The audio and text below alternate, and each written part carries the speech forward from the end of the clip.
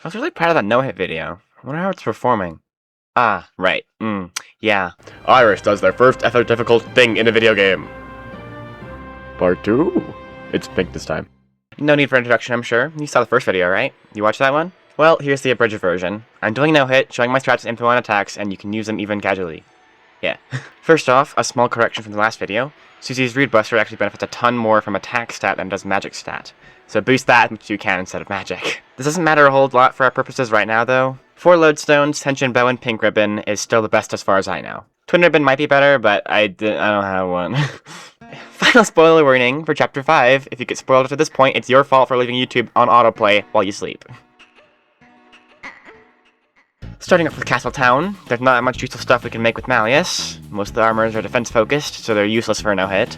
The one useful thing we can craft is a tension max with a Scarlet and a Mystic Band. We can also get a tension max from the hidden room in Yellow's area of Flaffer Castle. Make sure to grab it, please. I also made the Dog Widow, but that's not very important or relevant to anything. I'm honestly not sure why I'm writing this in the script right now. Okay. That's basically it in terms of prep, as my max TP setup is absolutely the optimal strat for this fight. That is because Pink, this chapter's super secret shadow boss, is immune to all sources of damage. We instead have to gather TP to use various flirt acts to raise her Doki meter and go on a date 3 times. Why are you looking at me like that? This is serious stuff.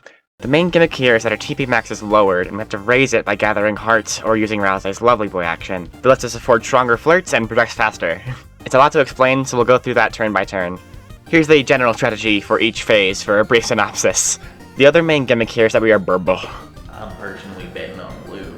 Dang it, we'll get him next time, I swear. This makes it so we either have lines or grid positions that we snap to, depending on the attack. On the first turn, we have Rousey use Lovely Boy, while the other two defend and attack respectively. Defending gets us up to our max 8% DP, and the attack triggers after Lovely Boy, letting us sneak a little more in. Ideally, you land a crit, getting us to 14% DP. This is good, but ideally we have as much as we can get, so we want to graze. The kitty balls are very simple to dodge if we just move between strings, and with the pink ribbon, grazing feels pretty natural after a little practice. Just stick in front of each ball a little longer than you normally would.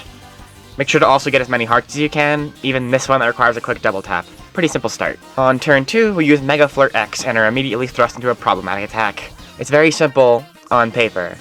We're on a 4x4 grid, and Pink throws bombs that explode across. The only trouble is that they only take approximately 1.5 seconds to explode from when the indicator pops up, and my brain is very slow. Even so, the volleys in a vacuum are pretty manageable. The trouble is that they are strung together. She throws out new bombs before the current volley has even exploded. That means we have to be thinking of the next volley in the middle of dodging the current one. Absolutely do not go for the hearts on this attack. All in all, this attack is very hard, but it would be manageable if it weren't for 2 things. Number 1. Bombs explode immediately if you ever touch them. And number 2, Pink can throw bombs directly at your position. This means that Pink sometimes just decides that you lose. If you're in like a corner hiding from the current volley, but the first bomb of the next happens to be targeted at your spot, there's basically nothing you can do about it. There's a tiny window between when the current bomb explodes and the next one lands, but I'm not even sure if it's big enough to dodge through. This isn't even like a strawman scenario, it generally happens like all the time. There's not much advice I can give for this attack, as nothing is 100% consistent unless you have like past levels of timing. What I can suggest is this. If you're having trouble recognizing a safe spot, focus instead on your cross instead of the crosses of the bombs. In other words, don't try to look at all the bombs and see where they won't hit. Instead, just focus on your position, looking at the row and column you're on. It takes a smidge of getting used to, but it helps tremendously. Good luck. Also, they may add optional indicators in a future patch, so keep eyes peeled for that if you want to use that. Once you pass that attack, defend with Chris and Susie and use Lovely Boy again. Up against Kitty Balls 2, we start to notice a pattern. For most string attacks, we don't want to move horizontally. Classic, I know. Most projectiles align best when you're in the center, and dodging takes a whole lot less brain power when you're only tapping and not also holding. All that being said, this attack is very simple. Just follow all the hearts except for this one, and you should be all good. Get to the middle for the kitty lines, and then move to the top to get a bunch of TP from those bombs. As long as you're in the middle horizontally, they will never hit you. Doing this should give you enough TP to use a Giga Flirt and get to the first date. The first date is yes, yes, no on your first attempt, and just yes if you retry without reloading. If you somehow take damage here, I will know. With that, we progress to phase 2, where we do the same thing as the first turn. Attack, defend, lovely boy. The circle attack is fairly easy. Like Kitty Balls 1 and 2, it's not random, so as long as you learn the patterns, you can do it every time. For an optimal fight, we also want to graze these to get max TP. The hitboxes of the big circles are fairly small, so you need to clip into the sprite a fair ways. It takes some getting used to, but with Pink Ribbon, grazing gets really consistent. I personally wouldn't bother grazing the half circles, it's a lot less intuitive than the fulls, and we only need to graze it to 40% TP. We Mega Flirt X on the next turn, and then we're in the tunnels. This is probably one of the roughest attacks normally. It's a lot to visually process, and there's a lot of randomness in the mix. But to keep moving forward, since the box is slowly zooming in. General advice is to move at a fairly consistent pace, as if you were following a metronome. This helps me personally focus on what's happening better. When moving side to side, keep an eye on the purple dots in particular, as the shocking fields can either be aligned on them or on the corners. Whether or not the dot is covered up signals whether or not it's safe to move to. I know that sounds very obvious, but paying close attention to this helps you not accidentally rotate into a field you weren't processing. Lastly, the caterpillars rotate around at varying speeds. Usually you can wait for them to move past on the previous string, but if you're ever forced to linger on a string with a caterpillar on it, align yourself for the next obstacle by moving in the same way the caterpillar does. If you try to move opposite to it, you're likely just going to run into it. Keep moving and collect any convenient hearts. You shouldn't have to worry about grazing, since this attack just naturally nets you TP by moving through it. If you're very efficient with hearts, you can get up to 80% and skip the next attack, but that's quite hard to do without getting hit. Mega Flirt X on the next turn, and you're greeted by cross bombs again! It's exactly the same as the first time, you're just more stressed because it's further in the fight. The only actual difference is that there's a big kitty bomb at the end. Just sit in the opposite corner and you'll be fine. Oh, and don't worry about that heart. If you've got enough hearts in the tunnel, you can defend twice to have Rapsa use a Mega Flirt, getting us to date 2, where she splits up into body and ghost and wants 2 different things. Aboard Pike Part is a tire, and Honest Weenie is Frank. Susie's female dog jeans are husky. I'm moving out to destroy your letter by tearing it up. I'll hold you like a chicken tender. Rotten cat like sticky fish. A metal scrap tin can. Take a match your style. Disappointed by dropping her letter down. You don't know how to touch it by fawning over her. Take a hike day on the mountain. The wrinkle for I want a day's date. Did you get all that, Charles? Did you understand? Oh, I don't think they did either. Repeat the strat from the start of the fight again for the 3rd phase. Unfortunately, we're in for the Great Roadblock. It's similar to the circle attack from phase 2 with 2 key differences. Number 1, it's random. And number 2, Pink Ghost that isn't colored pink is rolling the battle box whenever she runs into it. If you're not in the center, you will rotate with it, which is catastrophic if there's a circle headed that way. The strategy that I went for is largely to stay in the center, waiting for a full circle to come. When one does, I quickly dodge and then return to center. This means we'll spend less time on the edges and we're less likely to be affected by the rotation. If you're really good with the circle graze timing, you can press both directional keys simultaneously to spend practically no time at all on the edge. It can be kind of rough though, since the speed of the circles is also somewhat random. Despite all that, it's still not perfect, so here's a way you can theoretically make it 100% consistent. The bumps always rotate the box clockwise. That means if you dodge 90 degrees counterclockwise, a bump will never knock us into the circle. In simpler terms, if a circle comes from the right, dodge up. If it comes from below, dodge right. If it comes from the left, dodge down. And if it comes from above, dodge left. This only works if you time your dodges like you're trying to graze the front of the circles, so don't go too early. If you don't have the brain power to remember all that, it's very hard to perform it accurately in real time. Just dodge it perpendicularly. Even if you're doing all the strats, the attack can still throw multiple big circles at you, making everything just so confusing and convoluted.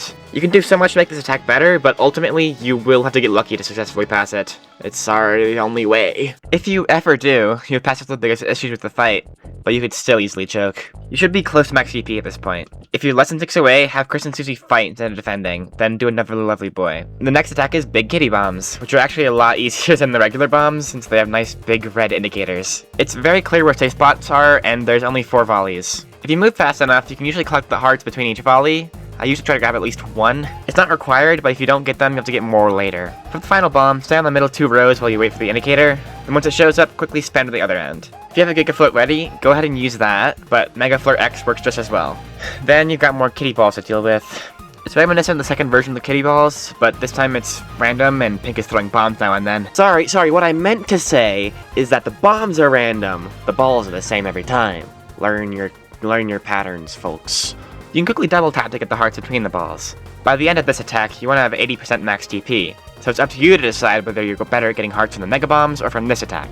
Stick to the middle as usual, just switching between the strings to dodge balls. Most of the time the bombs won't hit you, but every now and then one will land at the center. If that happens, quickly tap left or right before it explodes. The explosions aren't very big, so you don't have to go very far. Then go back to the center so you can keep dodging. You should have enough TP for a Mega Flirt X after that. Then we're back in the tunnels. For an optimal completion, we need 80% TP here, so we want to keep moving. The tunnel is progressing a little faster than before, and it typically has a harder layout. If you already have 80% max TP, then just focus on grazing. If you manage to grind up enough TP, then you can use a Giggle Flirt and get to the final date. It's easy to panic, but there's no time limit here, okay? Just stay calm. The first board is free, just collect the heart. The second one is also easy, you just quickly go to the heart and double back as soon as the die is past the middle. The third one is very easy to mess up on, the cycles are weird. Wait for the horizontal die to scroll off the left border, then move all the way to the left edge once the vertical one passes the center. Do not go for the other left heart until the vertical one goes back down again. You need to make it back to the center on the same horizontal cycle. Then just repeat the same on the right side. If you want to be extra safe, only grab one of each side's hearts before returning to the middle. You'll have to wait for more cycles, but you won't be in as much danger from the horizontal die. For the last one, we just have to make it to the other end. There are safe spots along the way, so we've got to move between those. Getting to the first 2 checkpoints are simple, just make sure to wait at them to reset your cycle. Moving to the third checkpoint, you'll need to be careful of those long straights. If you tap the direction and release before you reach the dot, you won't move at all, and will probably get caught. To avoid this, hold down the direction a little longer to buffer your movement. The last checkpoint has a lot of those longs, so just be very careful and make sure you get on a good cycle. Once you reach the "it's okay," you've won, and you can finish off the fight by telling Pink to love herself now! This strategy is how I no-hit her the first time. The second time I no-hit her, I looked for a better strategy. It involves heavy use of Susie's solo action, Share Food. This lets you use an item to get a certain number of dokis. Most items give 2 dokis, a few rare items give 3, and bitter tears give 4. The reason I haven't mentioned this act before is because there are no endless 3 doki items available in Chapter 5. This means that you're gonna have to do at least a little prep to do this fight optimally. You will need 1 2 doki item, 3 3 doki items, and 1 bitter tear. The only trouble with this is that you can only get bitter tears from Chapter 4. You can get one for embezzling Miss Mizzle, and you can get one for donating at least 2,000 dark dollars to the fountain. I've been fighting everyone on this file for stats, and I donated enough for the Gold Widow so I could make the Dog Widow, because I thought it would be funny. Oops. That's okay though! Since I had some foresight, I have those tension maxes, which lets us do an equally efficient alternative strat. It goes something like this. Susie's numbers represent the value of food that she shares. The strategy, if you do have bitter tear, is basically the same, except to graze a bit less and use the tier into the last 2 value items. Pause if you want to read this or reference it when you're trying to do a fight. As for the free doki items, I personally opted for revivements, since I had a stockpile and wasn't going to use them anytime soon. The only truly endless item is the Heart Sonnet, but it's not really worth starting a playthrough from Chapter 1 for this fight. If you have any dog dollars, absolutely use them for this fight. The Dog Widow is literally just a bad item. If you have none of these items from previous chapters, don't worry, we only need 3. Grab the tree cake from Hop Chef, the revivement from this spot over here before the first cafe, and the dog dollar from this parkour section. For the 2 value items, I just went for the drinks from the cafe. With everything now said, here's my full second no-hit of Pink. You can watch the original one with the link in the description if you so want.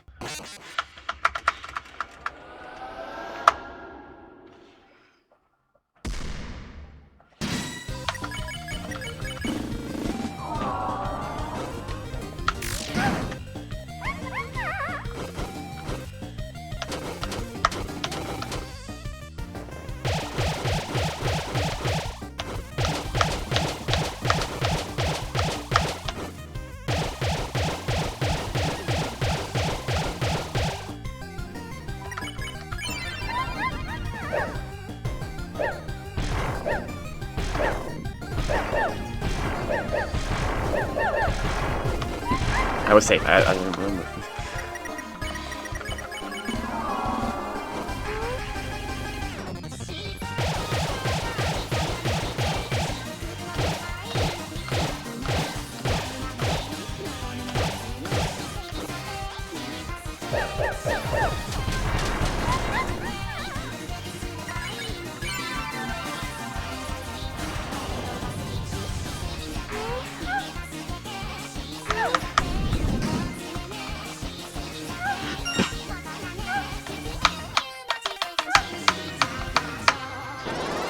Stop pointing at me, Chris.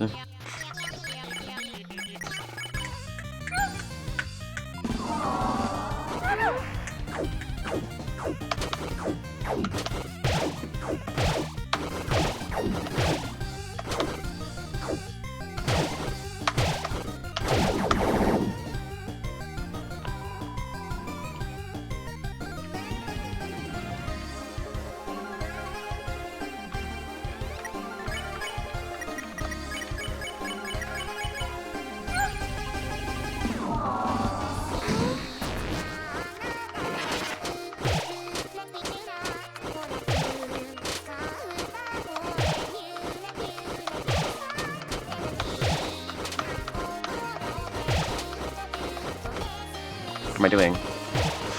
Stop it.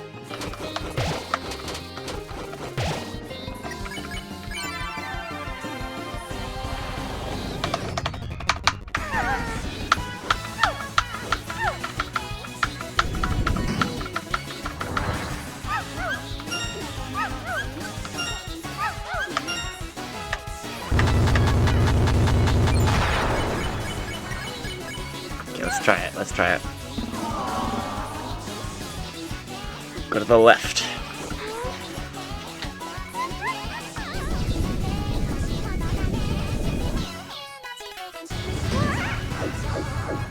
That was not the left. Not the left either. That was left. There we go. What is that? Okay. It worked. It's really hard to remember though on the fly.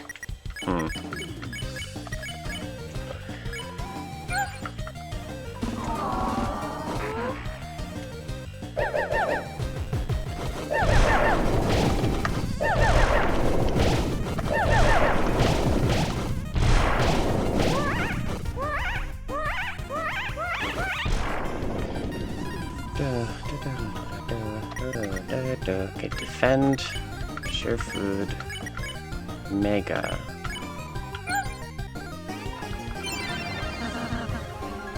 Yes. And then we can skip the tunnel, I think. Uh-huh.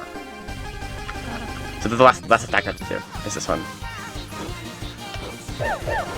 Just watch the bombs.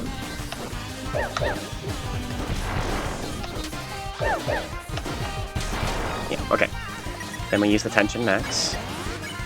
Share some food. Yeah, share some food. And mega. And that's it. Cool. Just gotta do this part. It's been a while.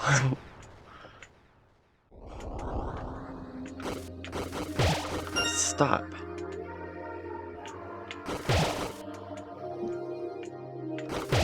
Calm down.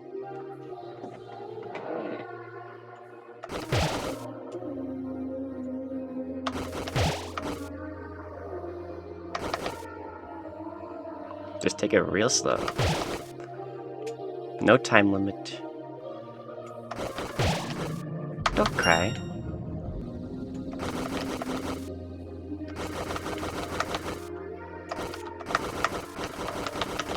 I don't know what that was. That was weird. It's okay. There we go. Second no hit. Just defend. Don't flirt and break the game.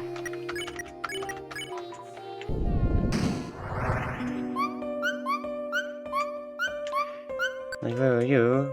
I got scared. Didn't want you to be anyone else's.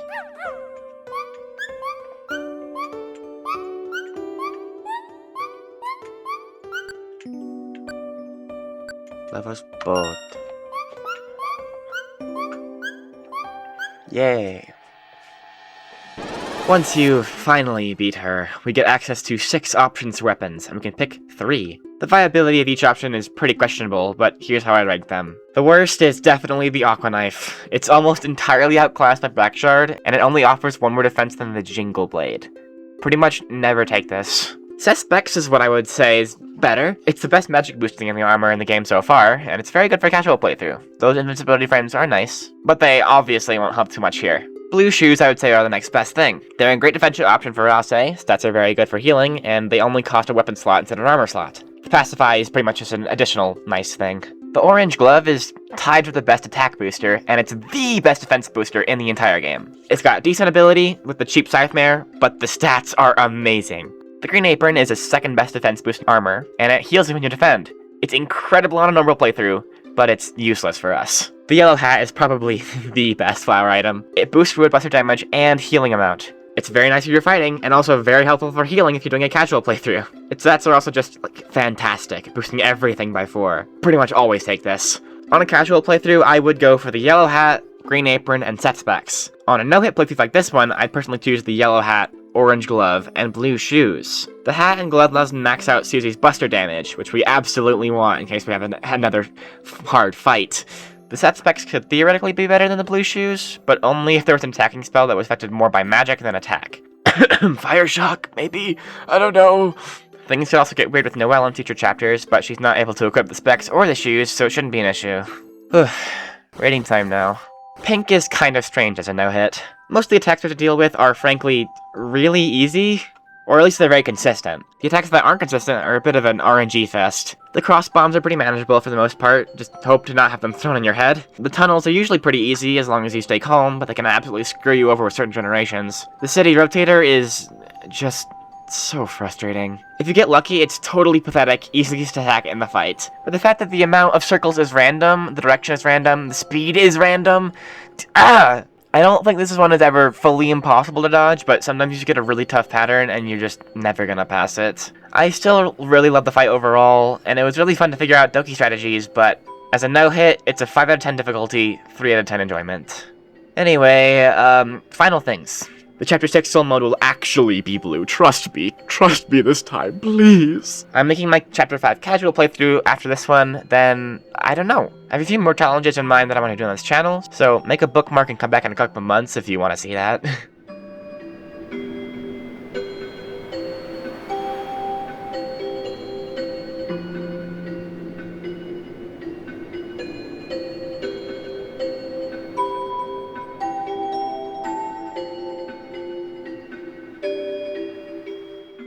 What, do you think I'm gonna, like, put something out in the video?